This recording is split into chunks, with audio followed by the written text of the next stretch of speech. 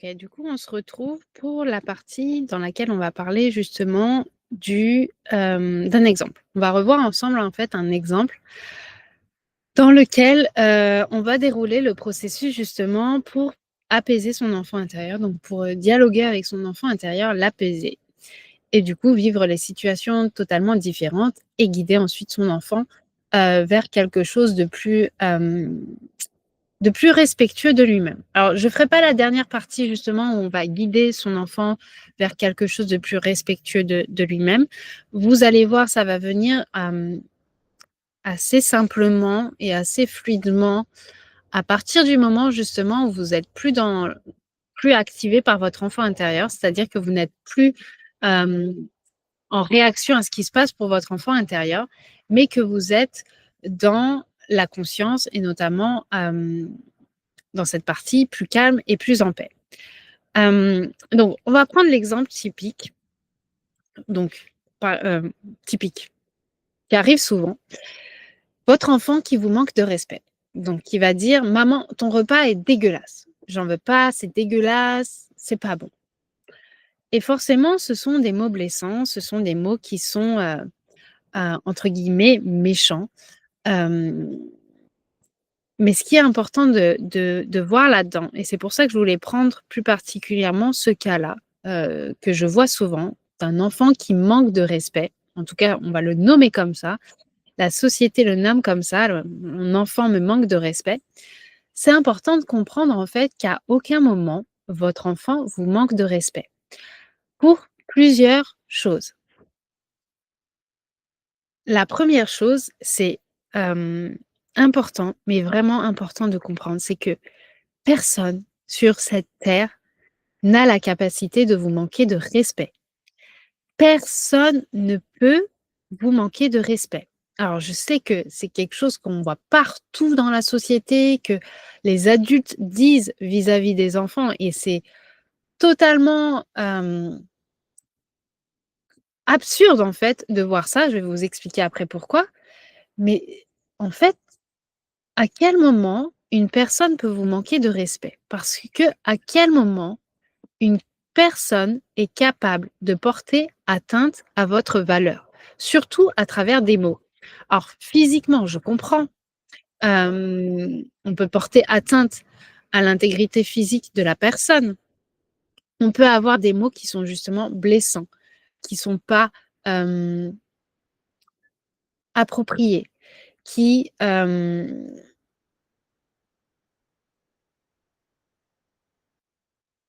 expriment pas forcément, en fait, ce qu'on ressent véritablement, et je vais en venir justement, après là-dessus.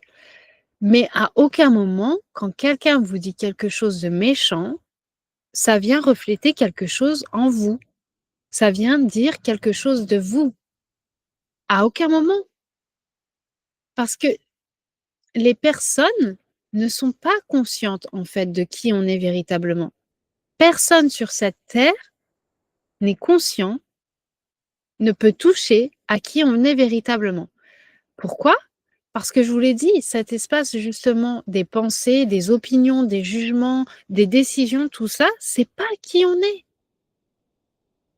Qui on est, c'est justement, c'est pas le film, c'est l'écran sur lequel le film est projeté. C'est cet espace de paix, c'est cet espace de calme, c'est cet espace d'amour, de compassion. À quel moment quelqu'un, n'importe où sur cette terre ou dans l'espace, est capable en fait de toucher à ça? Et un enfant de 3 ans ou 4 ans, 5 ans ou même 10 ans, on croit qu'ils ont la capacité de faire ça? On croit que ce qu'ils disent, c'est le reflet de qui on est réellement? Que ça peut venir porter atteinte à quelque chose qui est en nous? Et du coup qu'on devrait réagir? Mais non, non, c'est pas parce que les gens font ça, c'est pas parce que les gens se sentent attaqués par les propos des autres que nous on doit le ressentir, que nous aussi on doit le vivre et que nous aussi on doit réagir à ça en se disant, en se défendant de quoi? En se défendant justement d'être attaqué, d'être heurté, d'être blessé. Mais si on ne se sent pas blessé, si on ne se sent pas attaqué, à quel moment on a besoin de se défendre? Oui, on a besoin de guider à l'enfant à s'exprimer autrement, parce que justement, il va être au contact d'autres enfants, parce que justement, il va être au contact des adultes et que quand il s'exprime de cette façon, déjà, il fait pas entendre son message, mais en plus, il fait entre guillemets «du mal» ou il attaque l'autre personne sans voir ce qui se passe réellement pour lui. C'est juste lui faire prendre conscience de ce qui se passe réellement pour lui. Et justement, en général, on dit des mots méchants, on attaque, on est entre guillemets «pas respectueux» de l'autre parce que on vit quelque chose à l'intérieur de nous, on a un inconfort à l'intérieur de nous, une émotion, on n'arrive pas à vivre et donc pour pas la vivre, là encore une fois, on va venir attaquer, blâmer l'autre, le juger, le critiquer, l'insulter. Mais ce qu'on fait là, c'est réagir à ce qui se passe à l'intérieur de nous. Donc votre enfant, quand il vous manque entre guillemets de respect, il est juste en train de réagir à ce qui se passe en lui. Alors il réagit d'une façon qui peut en effet être des mots qui sont pas agréables à entendre, qui sont en effet, des mots qui peuvent, hem,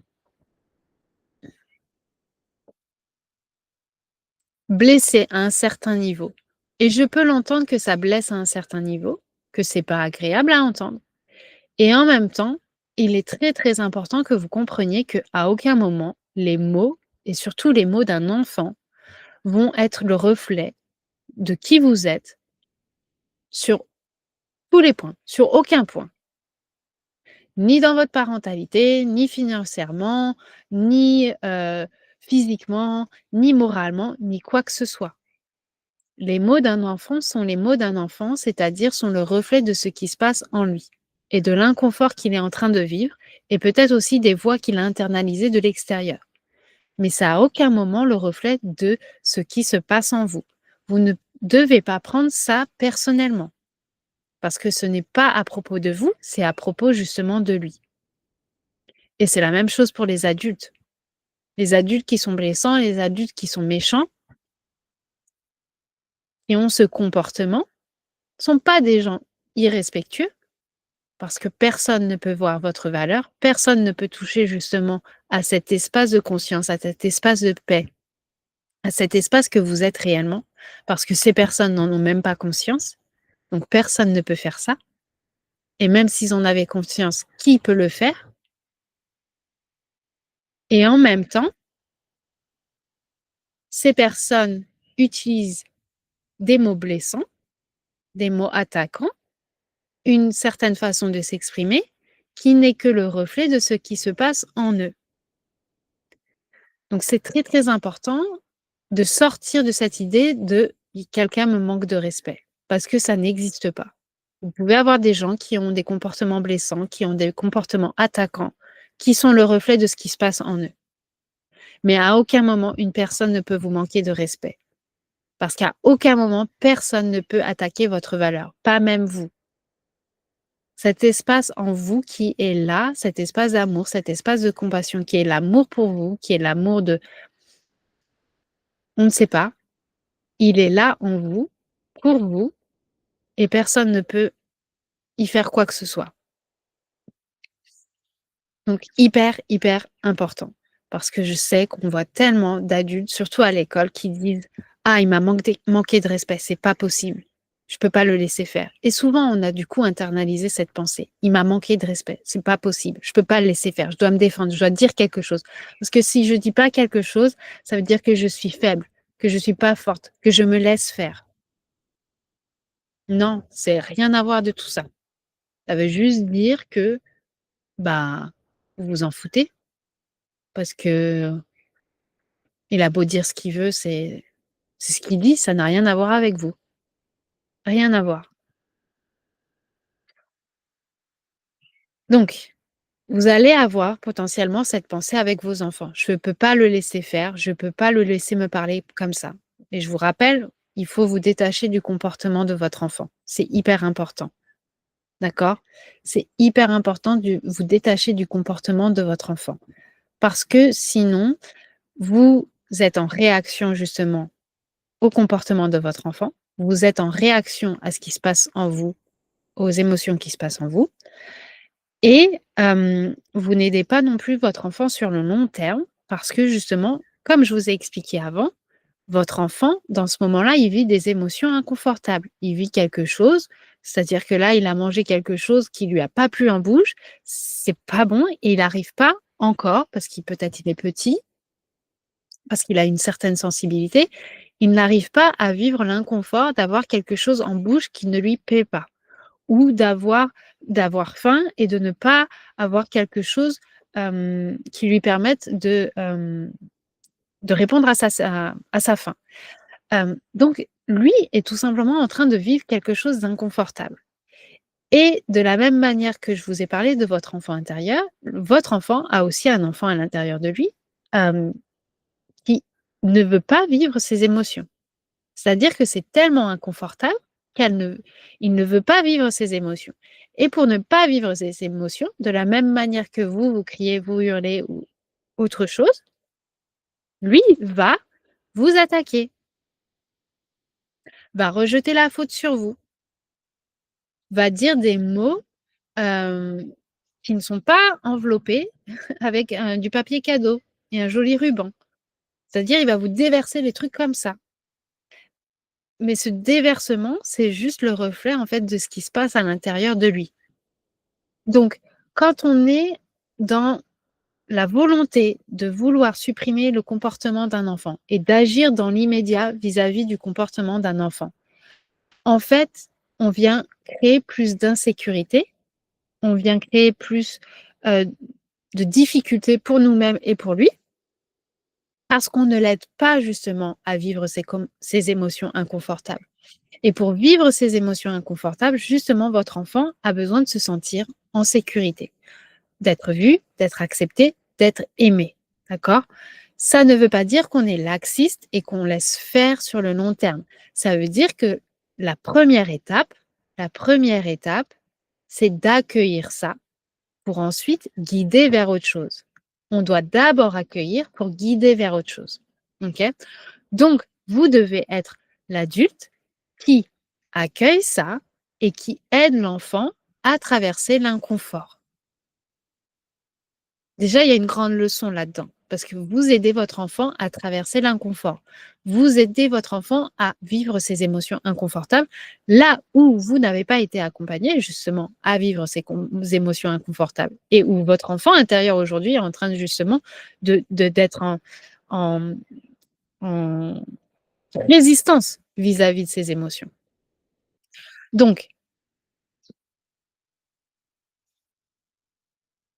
Donc, je vous ai dit, pour ensuite le guider quand il est calme à s'exprimer autrement ou à agir autrement. Donc, c'est la première étape. La première étape, c'est venir répondre aux besoins de votre enfant, lui apporter cette sécurité, cet apaisement, etc., pour ensuite le guider à avoir un comportement plus approprié dans ces circonstances. Et ça, vous le faites justement quand il est calme, quand il est disponible, quand justement vous pouvez discuter, pas au moment où justement il est en plein dans ses émotions, dépassé, il n'arrive pas à vivre les choses et justement son comportement est une manifestation de ça. OK? Vous n'êtes pas laxiste en acceptant que votre enfant vous dise des mots méchants. Vous n'êtes pas laxiste quand vous acceptez, quand vous accueillez les mots maman, ton repas est dégueulasse. OK? Vous n'êtes pas laxiste. Vous êtes juste en train de faire la première étape qui va vous permettre justement de guider votre enfant vers autre chose.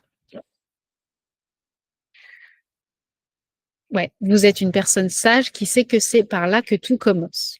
Donc, vous n'êtes pas laxiste, vous êtes juste une personne sage qui sait que c'est le début du voyage.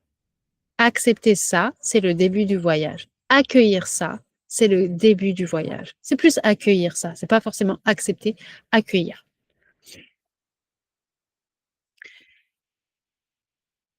Donc, Maman, ton repas est dégueulasse. Et puis là, vous avez l'enfant qui commence à cracher partout. Qu'est-ce qui va se passer? Forcément, là, vous allez ressentir des émotions. Vous allez ressentir une émotion, quelque chose qui se contracte à l'intérieur du corps, déjà au propos de l'enfant, maman, ton repas est dégueulasse. Et puis, vous allez ressentir quelque chose au moment où vous voyez votre enfant cracher partout. Forcément, vous allez ressentir quelque chose qui bouge en vous. C'est là où justement, vous allez tourner le regard vers à l'intérieur de vous. Donc, vous vous détachez du comportement de votre enfant. C'est-à-dire que vous voyez les choses, OK, il n'y a pas de danger immédiat, donc je regarde vers moi. Je regarde à l'intérieur de moi. Qu'est-ce qui est en train de se passer pour moi? Pourquoi je suis en train de vivre cette émotion de colère, de frustration vis-à-vis de mon enfant? OK? Donc, on retourne le regard vers soi. Ce n'est pas à propos de lui, c'est à propos de vous. Ouais, il y a une faute d'orthographe, je suis désolée. Rappelez-vous, ce n'est pas à propos de lui, c'est à propos de vous. Vous devez aller regarder à l'intérieur de vous. Donc, c'est aussi à propos de lui, puisqu'on a dit justement ce qui était en train de se passer pour votre enfant. Mais vous comprenez que vous devez d'abord aller voir ce qui se passe pour vous, pour ensuite aider votre enfant à vivre ce qui se passe pour lui. Et vous allez déconstruire ce qui se passe pour votre enfant intérieur. Donc, vous allez observer les pensées qui vous passent, les pensées qui passent dans votre esprit. Du genre, je me casse la tête à faire des choses saines pour lui et voilà comment ça se passe. Ou alors, je comprends pas pourquoi je perds mon temps comme ça. Ou encore, après tout ce que j'ai fait pour toute la journée, il peut pas faire un effort lui aussi. Ça, c'est une que j'aurais eu très certainement moi. Voilà. Après tout ce que j'ai fait toute la journée pour lui, et lui, il peut pas faire un effort non plus. Aussi. C'est-à-dire qu'il faut tout le temps que ça soit moi qui fasse des choses. Lui, il peut pas faire des efforts. C'est difficile pour moi et il faut qu'il en rajoute. Vous allez avoir, voilà, ce type de pensées qui vont arriver. OK? Et déjà, vous voyez, à travers ce type de pensée, qu'il y a quelque chose à propos de nous. Et c'est pas forcément l'enfant là, mais c'est vraiment quelque chose à propos de nous. Après tout ce que j'ai fait toute la journée, il peut pas faire un effort lui aussi. On voit là que c'est ce sentiment de pas être reconnu. J'ai fait beaucoup de choses, j'ai donné beaucoup de ma personne et en fait, lui ne voit pas, lui ne reconnaît pas ce que je fais et donc n'adapte pas son comportement pour reconnaître ce que je fais et pour me voir en fait. Donc je me sens pas vue en fait. Je me sens pas vue dans la situation. Je me sens pas comprise. Je me sens aussi peut-être dépassée, donc pas assez parce que j'ai fait plein de choses toute la journée et que là, c'est la goutte d'eau qui fait déborder le vase. Donc vous pouvez avoir un mélange de plusieurs choses, c'est pas forcément une seule chose. Mais là, vous voyez déjà dans les pensées, quand vous regardez les pensées qui arrivent, vous observez vos pensées, ok? De la même manière qu'on fait la méditation, vous voyez les pensées qui vous emmènent et que vous revenez à votre respiration. Là, vous voyez les pensées, vous observez les pensées. Vous n'allez pas avec les pensées, vous ne montez pas dans le train des pensées, mais vous les observez, vous les regardez. Ok?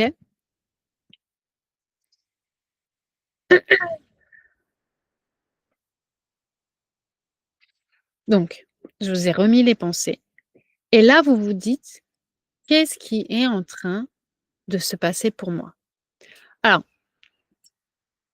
déjà, peut-être à partir des pensées, vous allez voir clairement l'enfant intérieur qui est derrière.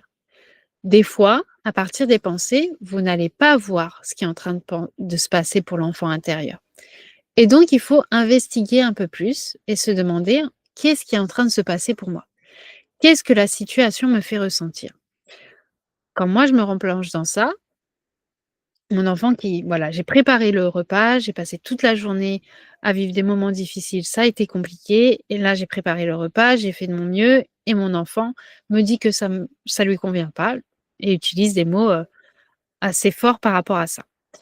Qu'est-ce que je ressens dans la situation? Qu'est-ce que moi je ressens dans la situation? Pas ce pas ce qu'a fait mon enfant, mais qu'est-ce que moi je ressens dans la situation? Bah, moi, je me sens pas vue, je me sens pas reconnue. J'ai donné beaucoup, Et j'ai l'impression, en fait, que ça n'existe pas, que tout a été balayé d'un coup. C'est comme si mon enfant avait tout balayé d'un coup, tout ce que j'ai fait toute la journée. Que tout ça n'existe plus dans le moment présent. Que c'est parti. Et là, vous le touchez, en fait, du doigt, ce qui se passe pour vous. C'est exactement ça. C'est-à-dire que votre enfant a anéanti en une demi-seconde tous vos efforts, tout ce que vous avez fait dans le but, d'assurer de vos responsabilités, d'être une bonne maman, de faire de votre mieux. Parce que justement, alors, il y a intrinsèquement une partie en nous qui veut faire bien et puis parfois il y a aussi une recherche de la validation à l'extérieur. Donc on fait les choses pour être aimé, pour valider. On cherche l'approbation à l'extérieur. C'est notre enfant intérieur et là, on l'a pas. Et là, notre enfant, il casse tout ça. Et donc c'est normal en fait que notre enfant intérieur se sente démuni, se sente en train d'être englouti en fait. C'est normal parce que lui attend d'être vu et d'être reconnu par l'extérieur de la même manière qu'il attendait d'être vu et reconnu par ses parents ou par les adultes autour. OK? Donc quand vous voyez ça, vous voyez que c'est le sentiment d'être pas vu, pas reconnu. Donc je vous disais, dans certains cas, c'est la peur d'être pas vu, pas compris, pas aimé, pas en sécurité, pas entendu, pas assez. Il y aura des situations dans les cas où c'est ça, en fait. Et là, quand vous voyez ça, du coup, c'est le moment de faire venir le parent qui est en vous, de faire venir l'adulte qui est en vous, pour venir parler à cet enfant intérieur. Donc là, je vais vous expliquer, je vais vous donner les mots dans la situation. Je vous avais dit, c'est l'empathie, la compassion, la validation des émotions. C'est aussi prendre l'enfant intérieur par la main pour faire des actions. OK?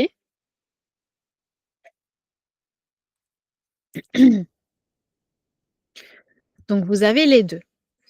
À quoi ça ressemble dans cette situation? Typiquement, ça serait: «OK, donc je vois que mon enfant intérieur se sent pas bien, je sens qu'il se sent pas vu, je sens qu'il se sent pas reconnu.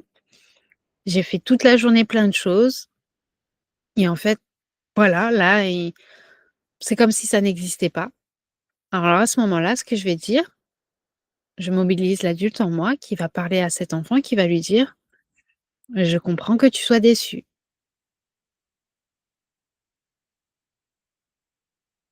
Je comprends que tu te sentes pas vu, pas reconnu parce que en fait, tu as fait tout ça et là, ton enfant, il te dit: «Bah, moi, ça me plaît pas». Donc tu es déçu. Tu as l'impression d'avoir fait beaucoup de choses pour rien et c'est OK. C'est OK parce que je suis là avec toi.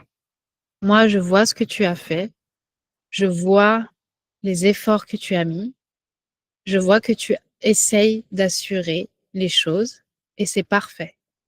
Tu as bien fait et c'est OK. Et en fait, ton enfant là, c'est juste qu'il aime pas les choses. Donc là, vous voyez, vous offrez une autre perspective à votre enfant intérieur. C'est-à-dire que votre enfant intérieur est en train de poser sur la situation ce sentiment de: «Je suis pas vu, je suis pas assez, je suis pas compris» et en fait, faux. C'est juste que votre enfant est en train de vivre un inconfort et justement, vous accueillez les émotions, vous rassurez, vous montrez à votre enfant qu'il est vu, qu'il est compris par vous. C'est-à-dire que c'est à vous de vous voir, c'est à vous de vous comprendre, c'est à vous de de de vous donner l'amour et ensuite, vous amenez l'enfant intérieur à voir ce qui se passe réellement pour l'autre. Ce qui se passe réellement, pas l'interprétation qu'il est en train de poser comme il a posé tout au long des situations qu'il a vécues avec les autres. Donc, on va lui dire: «C'est OK, C'est juste que ton enfant, là, il n'aime pas ça. C'est juste que ton enfant, il est fatigué, il a passé une mauvaise journée, il a envie de dormir et du coup, il sait pas comment faire et voilà et c'est juste ça. C'est OK, c'est OK. Je suis avec toi. Autre point important, souvent vous allez dire ça: «C'est OK, je suis avec toi». Pourquoi? Parce que pour l'enfant intérieur, c'est difficile de vivre les émotions. En fait, le plus gros problème, c'est ça, c'est vivre les émotions.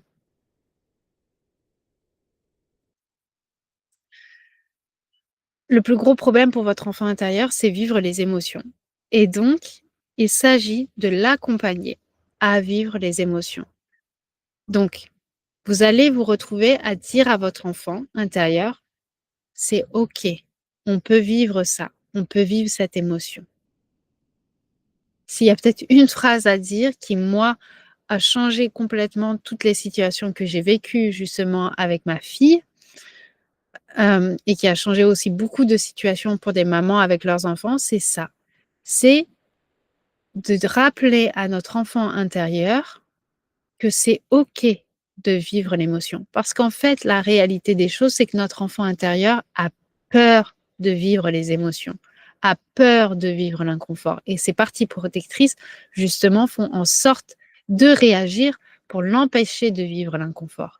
Donc, on va l'accompagner, on va le sécuriser pour, pour lui montrer que c'est OK de vivre en fait l'inconfort. Et vous pouvez vous le dire à ce moment-là, dans ces moments compliqués, c'est OK. C'est OK, je peux vivre la colère. Je peux vivre la colère. Je peux vivre la tristesse.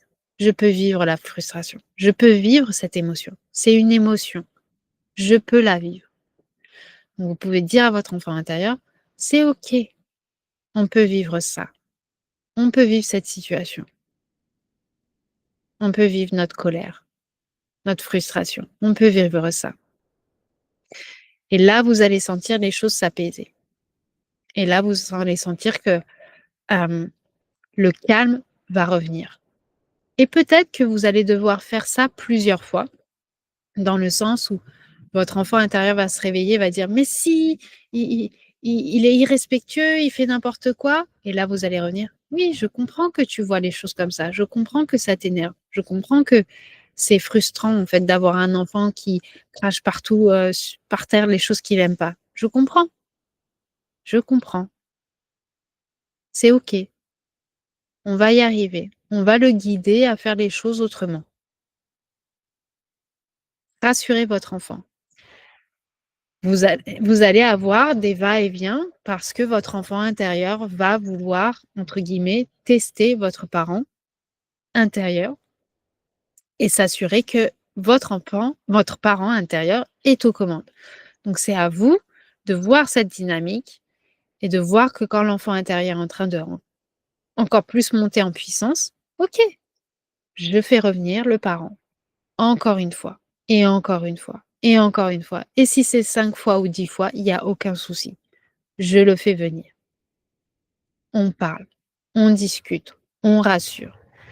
Ensuite, quand les choses sont apaisées pour vous, votre parent va donc est là et votre parent va amener votre enfant intérieur à mener les actions. C'est-à-dire: «OK, mon enfant va pas bien, il est fatigué, c'est pour ça qu'il crache. Je vais l'aider justement à s'apaiser, à se sécuriser et peut-être qu'on parlera des choses du coup demain au calme». Et demain, au calme, vous parlez de ces choses-là. Qu'est-ce qu'on peut faire quand on a quelque chose qui ne nous plaît pas dans la bouche? Est-ce qu'on peut cracher plutôt dans l'évier que par terre? Est-ce qu'on peut, on peut le mettre à côté? Voilà, vous allez pouvoir avoir une discussion ensuite avec votre enfant, mais au calme, après, redescendu de tout ce qui se passe à l'intérieur de vous. Et votre enfant sera aussi dans un autre espace. Parce que peut-être s'il a craché, c'est qu'il était, il avait faim ou sommeil, fatigue, etc. des fois, c'est pas forcément, voilà, des fois, il y a ces besoins-là qui font que nos enfants réagissent très rapidement, excessivement aux choses, parce que, voilà, tout simplement. Et des fois, il y a l'âge aussi. Et donc, il faut attendre justement que la maturité se développe et il faut guider de cette façon. Donc voilà, vous voyez ici justement la pratique. Vous avez une idée justement de ce qu'il faut faire dans ces situations du dialogue en fait à avoir avec votre enfant intérieur. Donc voilà, laissez de la place à votre enfant intérieur pour intégrer le dialogue. Donc vraiment laissez la place à la validation, à la compassion, à l'accueil des émotions. Et ensuite, vous pouvez guider votre enfant intérieur à faire des actions ensuite. Mais vraiment rassurez-le avant, parce que c'est la partie la plus importante. Et là, j'avais mis par exemple: «OK, tu sais quoi? Si ça lui va pas et ben, on peut lui proposer autre chose. On peut proposer une tartine, un yaourt, un fruit».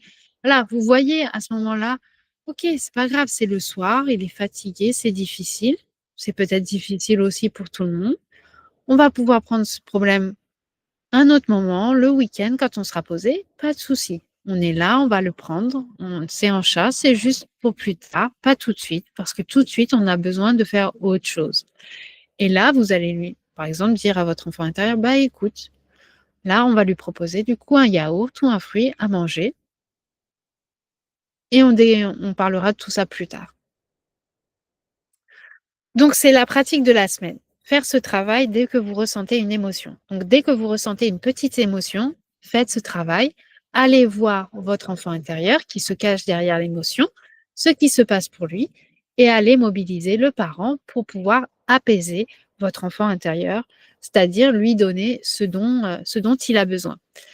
Continuez à pratiquer la méditation. Continuez, continuez, continuez à pratiquer la méditation pour toujours vivre ce moment de paix. Donc, vous reprenez la vidéo de la semaine dernière dans laquelle on a justement pratiqué la méditation, où on a touché à cet espace de paix et vous continuez à la faire. Vous continuez à faire ça. OK? Et puis, vous partagez votre expérience de la semaine sur Facebook. Comme je vous ai dit, prenez un cas ou 2 cas que vous avez vécu dans la semaine, où justement vous faites ce travail de: «Je me détache du comportement de mon enfant, je porte le regard vers moi, je regarde ce qui se passe pour mon enfant intérieur, je lui apporte ce dont il a besoin et ensuite je guide mon enfant vers autre chose». Voilà, partagez cette expérience, ce qui s'est passé pour vous, la situation, les émotions, les pensées, ce que vous avez dit à votre enfant intérieur. Ça va vous aider du coup à voir encore plus la mécanique et moi aussi ça va vous permettre de vous, donner des choses peut-être encore plus appropriées et plus en profondeur par rapport à votre cas. Voilà, donc ça c'est le travail de la semaine. C'est pas très compliqué et en même temps c'est, vous voyez, quand même assez compliqué. En tout cas, ça va pas être fluide et simple dès le début. Donc pratiquez, pratiquez, pratiquez. Acceptez que ça soit difficile au début. Si justement vous vous retrouvez à exploser et à pas être en capacité de le faire dans le moment pour vous apaiser, pas de souci. Je vous l'ai dit, vous le faites a posteriori. Vous prenez un carnet ou un papier et vous faites ce travail. Vraiment, vous faites ce travail. Si vous ne faites pas ce travail, à aucun moment je peux vous aider. C'est aussi simple que ça parce que en fait, à aucun moment vous allez être en capacité de pouvoir changer les choses et de vous apporter ce dont vous avez besoin et de venir apaiser et guérir sur le long terme votre enfant intérieur. Donc si vous ne faites pas ce travail, hem, vous n'aurez pas de résultat, tout simplement. Donc prenez le temps de faire ce travail, prenez les choses au sérieux, motivez-vous et faites ça. Voilà, parce que ça change véritablement les choses. Donc, je vous laisse pour cette semaine. Pratiquez ça, pratiquez, pratiquez, pratiquez. Faites la méditation, observez vos émotions, faites ce travail pour aller dialoguer avec votre enfant intérieur et partagez tout ça sur Facebook et vous allez voir le changement et on va aussi, bien sûr, en discuter plus en profondeur sur le groupe Facebook. Voilà, je vous laisse du coup pour cette semaine et je vous dis du coup à bientôt.